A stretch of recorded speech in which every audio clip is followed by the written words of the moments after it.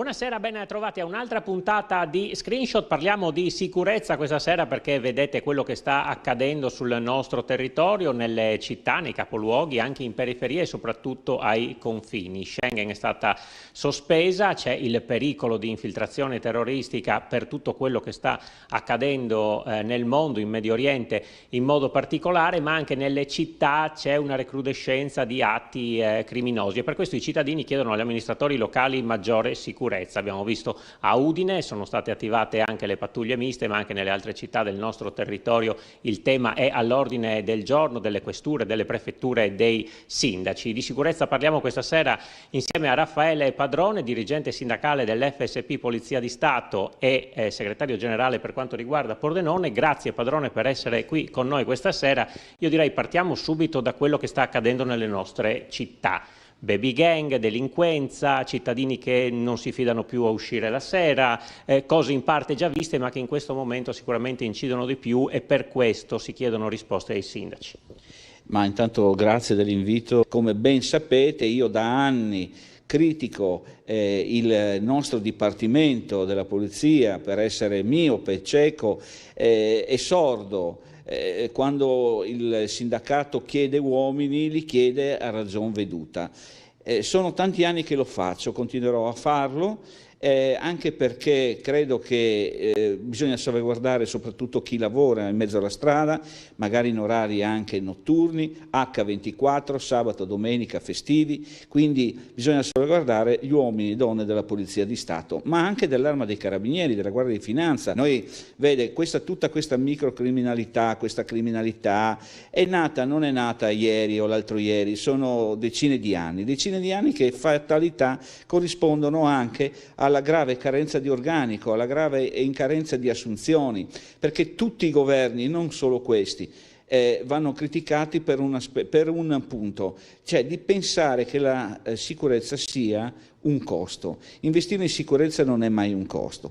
Molte di queste persone che in questi anni abbiamo visto arrivare al potere, arrivare alla gestione della possibilità di organizzare dei corsi, non hanno poi capito che siamo fermi ed eravamo fermi da almeno 15 anni. Cosa significa? Significa che in 15 anni, 20 anni, perché parliamo degli anni 98-99, quando gli arruolamenti si sono fermati, le assunzioni si sono fermate, ci sono state assunzioni, ci sono assunzioni, ma col contagocce, perché poco che parliamo di 2000 uomini assunti, anche negli ultimi concorsi che vediamo che a dicembre usciranno altre 1000 persone, però poi nessuno di queste persone dice che sono 5.000 gli agenti solo nella Polizia di Stato che escono ogni anno. Quindi i conti non possono più pareggiarsi. Da qua a 15-20 anni avremo sicuramente una polizia diversa, ma sicuramente un numero di poliziotti veramente rosicati. E allora la domanda è, anche fatti i debiti paragoni con la sanità che sta vivendo per certi versi un po' la stessa situazione con la carenza di medici e infermieri a lungo termine, questa potrebbe addirittura aumentare. Come si fa a conciliare la volontà di sicurezza, la voglia di sicurezza dei cittadini e dall'altra parte i numeri degli organici che sono sempre più ridotti? Chi ci sorveglia? Come viene garantita questa sicurezza? Allora, diciamo subito, l'ho detto in premessa, l'ho detto all'inizio, che siamo ancora capaci con le nostre forze di governare e di controllare questa situazione. Però non vorremmo che diventasse un'escalation delle problematiche, che significa che il Dipartimento obbliga le questure ad avere un numero minimo di pattuglie all'esterno, a scapito. Ogni questore è obbligato ad avere in strada H24 un numero di uomini, è un obbligo, cioè sta nelle proprie compiti giornalieri di un questore, però a scapito di tante altre situazioni. Vedi uffici che tante volte vengono chiuse, vedi rallentamenti per avere una licenza, rallentamenti per avere un passaporto, il personale viene impiegato o di qua o di là. L'obbligatorietà sta nella strada e l'obbligatorietà chiaramente toglie spazio ad altri uffici. Io ricordo che tanti anni fa le pattuglie, ma tanti vuol dire 10 anni fa, 15 anni fa, le pattuglie erano formate da 3 uomini, oggi sono pattuglie formate da 2, quindi c'è la necessità di avere minimo due autovetture, perché se arriviamo in una rissa il numero e la forza della polizia, dei carabinieri, non è paragonabile a quella della rissa. Una volta c'erano molte più pattuglie, no? I ragazzini, io ricordo, i ragazzini avevano paura dei vigili, avevano paura di trovare la pattuglia della polizia, dei carabinieri che ti fermavano perché il motorino era truccato. Oggi, ahimè, se controlliamo quello col motorino non controlliamo quello che sta spacciando la droga, ed è questo il fenomeno sentito, perché ovviamente, come dicevo in premessa, Pordenone, Udine, Gorizia non sono le città di Napoli e Torino, però la gente che abita in Friuli Venezia Giulia vuole uscire tranquillamente la sera e non gliene importa niente, non gli interessa di questa situazione di emergenza di cui le forze dell'ordine oggi sentono. E quindi ovviamente viene da sé che notiamo magari la banda di ragazzini che prima poteva e veniva sicuramente controllata, oggi diventa più difficile il controllo su questi.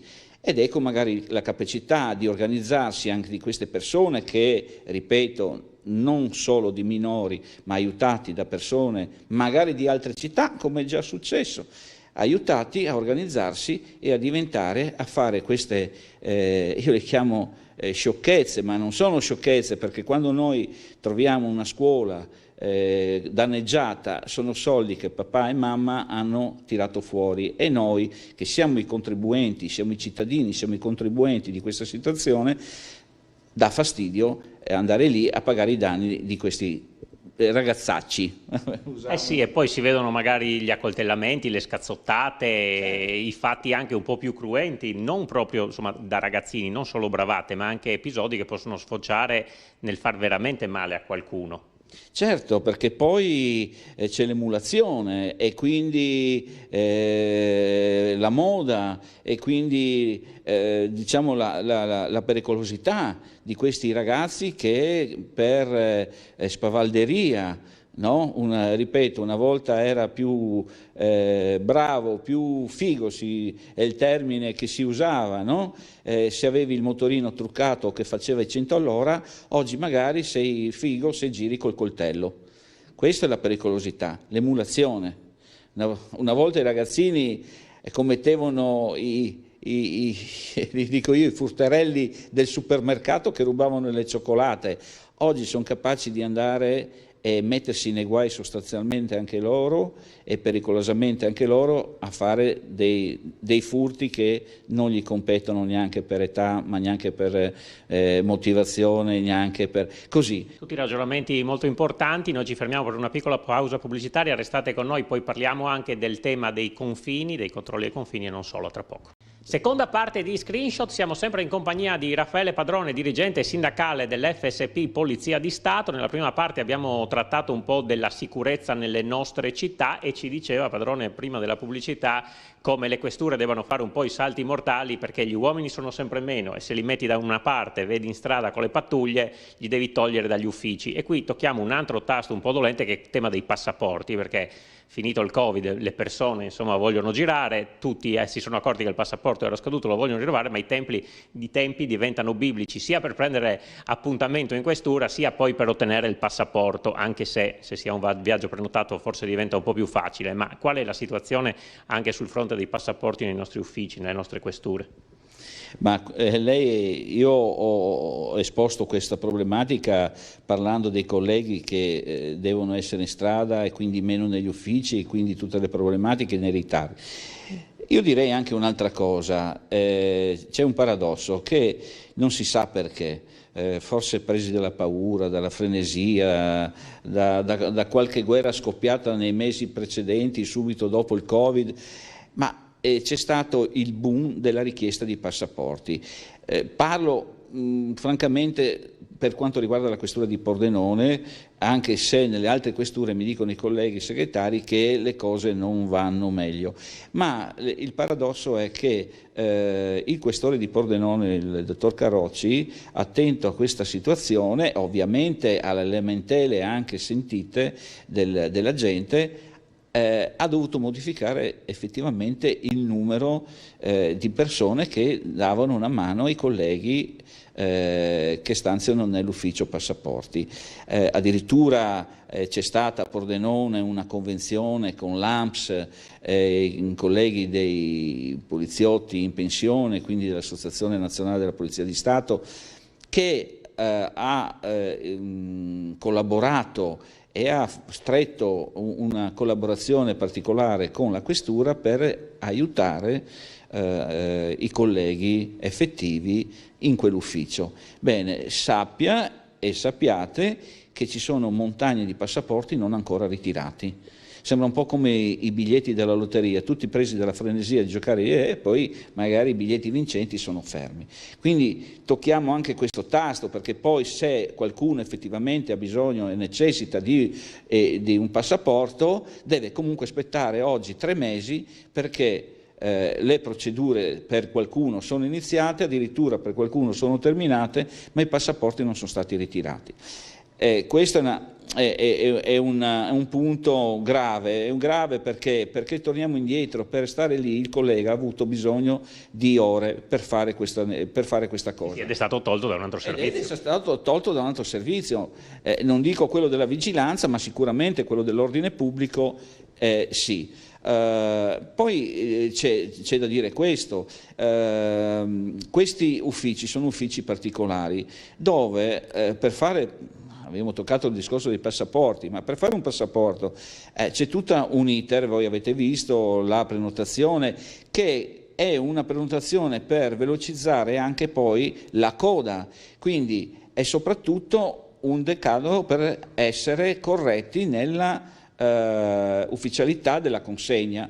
Significa che uno non ti può passare avanti, ma se vuoi il questore di Pordenone, ma i questori possono facilitare il rilascio di questo documento.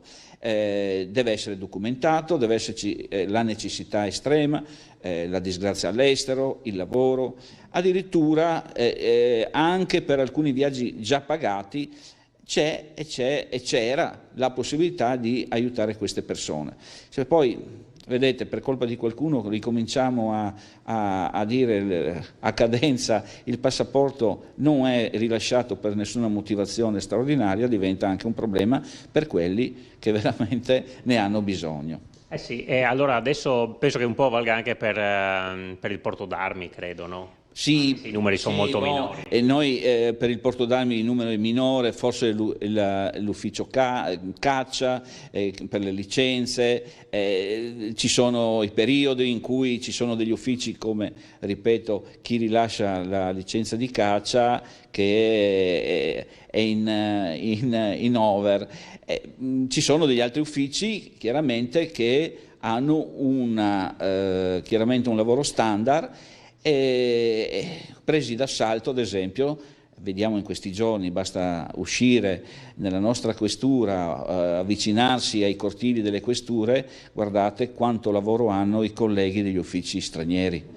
Ufficio stranieri, veramente, credetemi, perché noi abbiamo un deficit di personale in tutto il Friuli Venezia Giulia, ma soprattutto io vivo in Pordenone e conosco i dati di Pordenone, ma dalle altre questure posso sbagliarmi di 1 o 2 unità.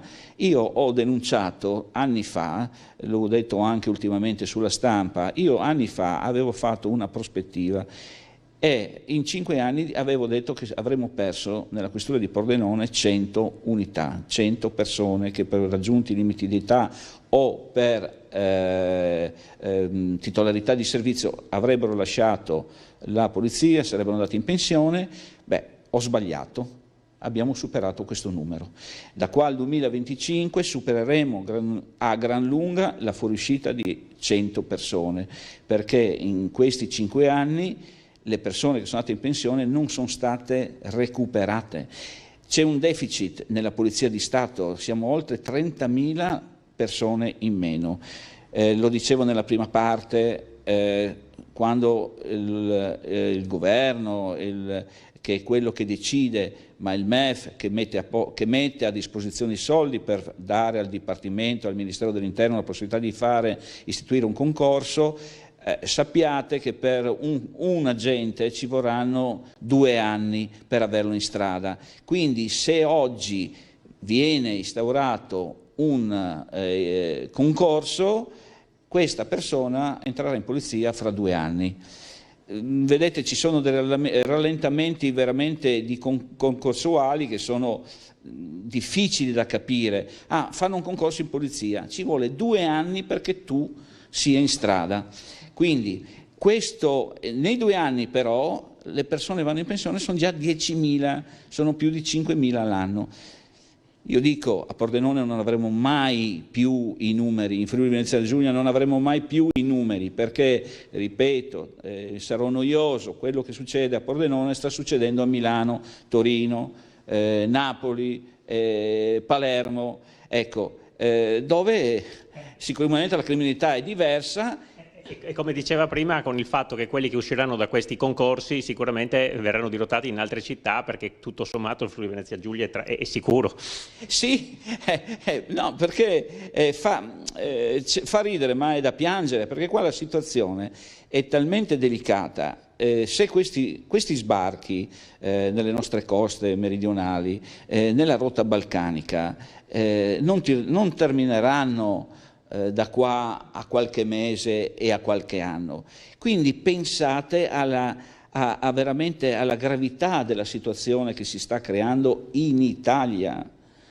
Quindi voi dovete pensare, le TV locali, non locali, nostre Friuli Venezia Giulia, ma le TV nazionali, concentrano la loro trasmissione su questi sbarchi perché sono più visibili, perché danno più spettacolo. Frontex, per chi magari non conosce, che è diciamo il centro dati raccolta dell'Europa, che è sempre quella che dice meno, no? Da dati sempre minori, ha parlato del 161% dell'entrata sulla rotta balcanica. E lì è casa nostra. E intendo dire Trieste.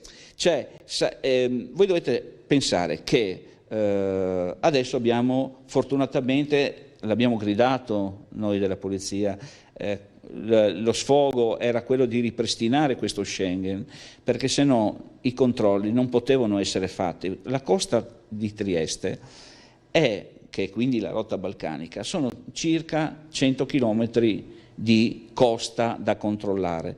Era mai possibile controllare una costa con 2 pattuglie, cioè 4 uomini? No.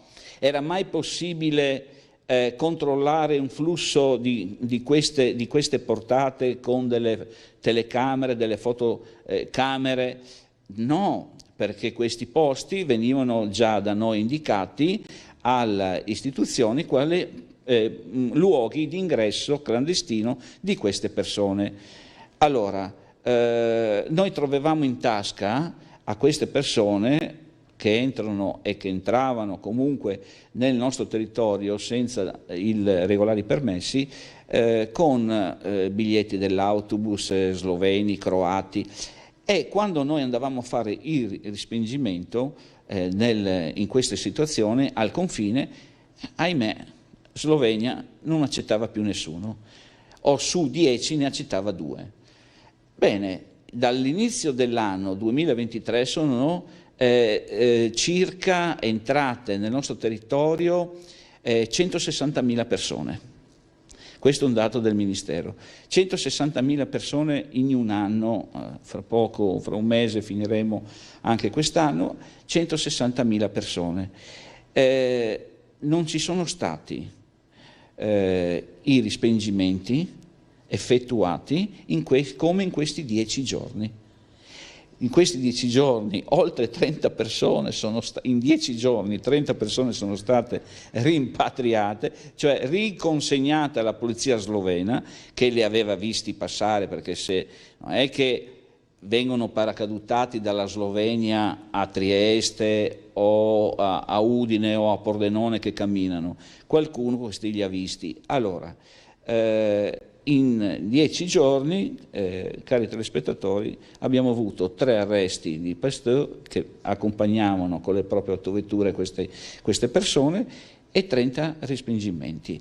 Io credo che anche qua qualcuno poteva protestare all'inizio del rallentamento delle autovetture nel transito, magari qualcuno ha chiesto, e mi pare che siano state anche fatte delle pseudo corsie preferenziali per chi va a lavorare o per chi entra dalla Slovenia e va a lavorare dall'altra parte. Ma ciò ha portato a dei risultati. Adesso io auspico che questi controlli vengano continuati, perché se lo scopo era quello di non far entrare dei terroristi, ahimè, io non so su 160.000 quanti erano terroristi, mi auspico neanche uno, però se vediamo Bruxelles insegna che questo tunisino, no, cos'era, ma quello di Bruxelles, il terrorista, era entrato a Lampedusa nel 2011, era andato a Genova, era andato a Torino, era andato a Bologna, da qualcuno magari alloggiava, qualche amico ce l'ha, quindi auspico che questo sia la fine di una possibilità di entrare così facilmente per queste persone. Sono entrate anche persone che effettivamente scappano da una situazione particolare, non entro in merito politico, però su 160.000 basterebbe che 2 fossero terroristi, ahimè le cose vedete che diventano gravi.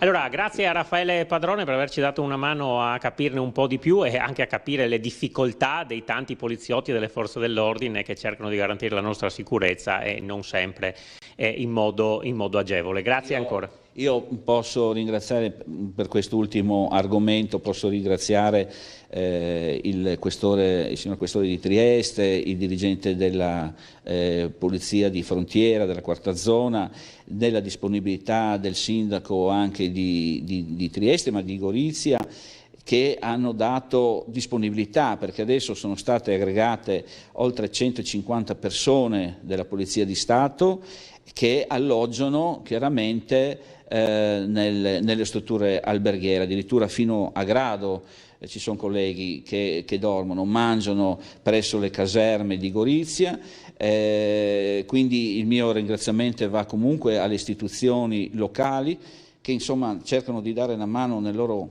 possibile e nella loro disponibilità agli uomini e alle donne delle forze dell'ordine per garantire la sicurezza a tutti i cittadini del Friuli Venezia Giulia. Grazie ancora a Raffaele Padrone per essere stato con noi, finisce qui questa puntata di Screenshot, grazie a voi per averci seguito, buona serata a tutti.